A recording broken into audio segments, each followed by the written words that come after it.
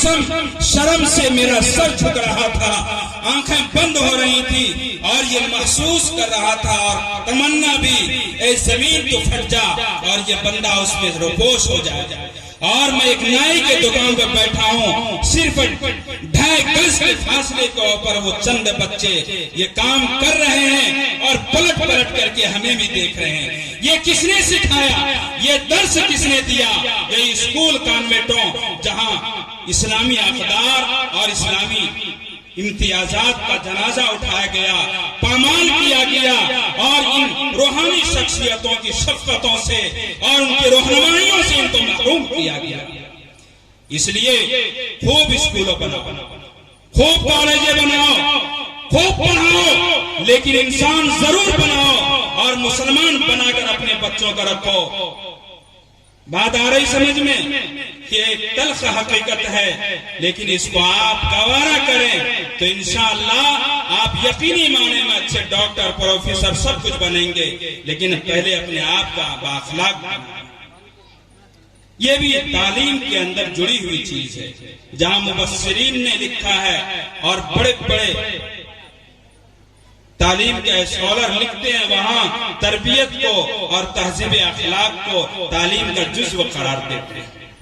یہ مدرسوں سے۔ اس لیے میرا یہ پیغام ہے کہ ہم طے کریں اپنے چھوٹے چھوٹے بچوں کو جو 5 سال کی عمر میں اسکولوں میں چلے جاتے ہیں اور شروع ہی سے پینٹ شرٹ پہن کر کے بد اخلاق ہوتے ہیں اور کرتا پاجامہ کو یہ غیر اسلامی لباس یا اپنے لیے آر کا لباس سمجھتے ہیں، بہت ساری بیماریوں کے وہ شکار ہو جاتے ہیں، پھر ان کو کھینچ کے راہ راست پہ لانا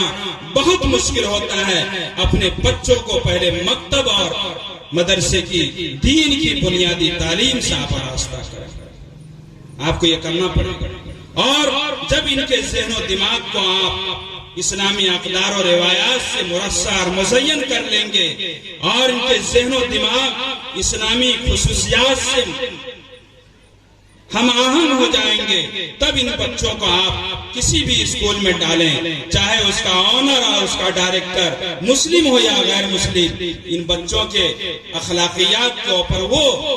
برے اثرات نہیں پڑیں گے جو ان بچوں پہ پڑتے ہیں جو ڈائریکٹ اسکولوں میں چلے جاتے ہیں۔ آج رونا رویا جاتا ہے کہ ہماری ماں اور بہنیں اور خاص کر ہماری بچیاں وہ غیر مسلموں کے حوالے ہو رہی ہیں، اور 9 لاکھ 8 لاکھ اور 10 لاکھ بچیاں غیر مسلم ہو گئیں۔ بتاؤ ان بچیوں کے ارتداد میں کس ادارے کا کردار شامل رہا اور کن اداروں نے ان بچیوں کو غیر مسلموں کے گھروں کے اندر بھیجا؟ کسی اسلامی اداروں کا یہ دین نہیں ہے، چند ہو تو اس کا کوئی اعتبار بھی نہیں ہے، لیکن اتنی بڑی تعداد کے اندر ہماری بچیاں غیر مسلموں کے حوالے ہو رہی ہیں اور وہ لوگ شکار کر رہے ہیں، تو اس کے پیچھے یہی وہ اسکول اور کالجز ہیں جہاں اختلاطی تعلیم کا نظام ہے، تربیت کا کوئی نظام نہیں ہے۔ اس لیے میرے دوست بزرگوں، جب اپنے بچوں کو اور خاص کر بچیوں کو اسکولوں میں بھیجیں تو آج میں نے دارالعلوم دیوبند کے محتمم ہمارے شیخ اور ہمارے بڑے بزرگ عالم دین ہیں حضرت مولانا مفتی ابوالقاسم صاحب نعمانی دامت برکاتہم دارالعلوم دیوبند کے آپ محتمم ہیں، آپ کے بیان میں یہ بات ہے کہ اپنے بچوں کو پڑھاؤ۔ نمبر 2، جب وہ سن شعور کو پہنچ جائیں اور اس کو دوسرے لفظوں میں یہ کہیں جب وہ بلوغ کو پہنچ جائیں، 14 13 15 سال کی عمر کو پہنچ جائیں، تو ان کی خاص نگرانی کرو، ان کے دوستوں کو دیکھو، ان کے اٹھک بیٹھک کو دیکھو، ان کی مجالس کو دیکھو، ان کے فرینڈ کو دیکھو، وہ کیسی تعلقات بنا رہی ہیں اور یہ ہمارے نوجوان کہاں کہاں جا کر کے بیٹھتے ہیں، ان کے اوپر خاص توجہ رکھو۔ یہ بھی ہے، حضرت نے ایک بات ابھی تازہ ترین صورتحال میں آپ نے ارشاد فرمائی، تو ہمارے لیے اس میں بڑا پیغام ہے کہ ہم منظم رہیں۔ آپ جب علماء سے جڑے رہیں گے، دینی اداروں سے جڑے رہیں گے اور دینی مکتبوں سے جڑے رہیں گے اور اپنے بچوں کو یہاں سے جوڑے رکھیں گے، یہاں کی تعلیم دلائیں گے اور دیگر تعلیم بھی دینا ہے، جیسا کہ مولانا فیروز صاحب نے کہا بہت ضروری ہے۔ اور ایک بات اور بتا دوں، چونکہ ٹائم بھی مختصر ہے، ہمیں بولنا بھی نہیں ہے، کہ اس وقت مدارس کے اندر عمومی طور پر نظام بدل چکا ہے۔ اب یہ مدارس والے علماء یہ بھی تمام طرح کے نظام تعلیم کو اپنے یہاں نافذ کر چکے ہیں، وہاں دین اور دنیا کی مکمل تعلیم کے نظام